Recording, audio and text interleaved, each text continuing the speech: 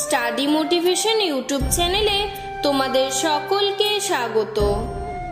আজকে আমি স্বাধীনতা দিবসের খুব সুন্দর একটি বক্তৃতা আলোচনা করব। সকলকে শুভ সকাল। আমার নাম প্রিয়া রায়। আজ আমরা সকলে ভারতবর্ষের স্বাধীনতা দিবস উদযাপন করতে এখানে একত্রিত হয়েছি।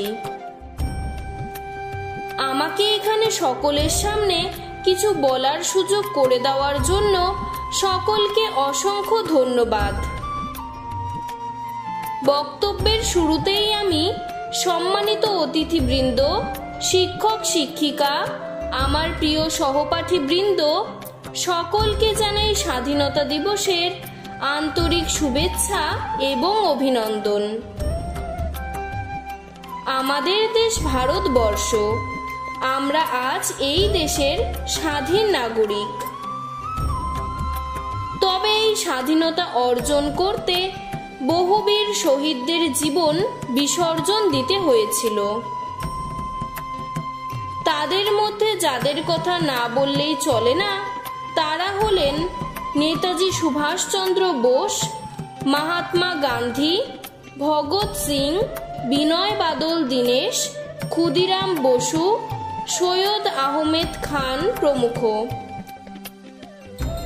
তাদের প্রাণ এবং রক্তের বিনিময়ে 1947 সালের 15ই আগস্ট ভারতবর্ষ স্বাধীনতা লাভ করে।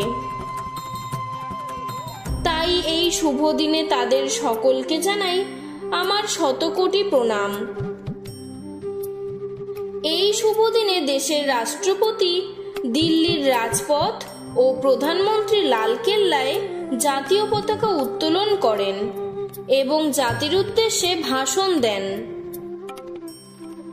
দেশের প্রতিটি স্কুল, কলেজ, অফিস, আদালত, বিভিন্ন প্রতিষ্ঠানে, ক্লাবে জাতীয় পতাকা উত্তোলন করা হয়।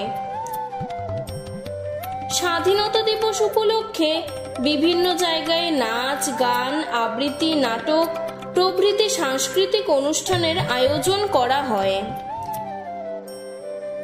এই দিনে সারা দেশের মানুষ জাতি, ধর্ম, বর্ণ নির্বিশেষে একত্রিত হয়ে স্বাধীনতা দিবস অত্যন্ত আনন্দের সাথে উদযাপন করেন।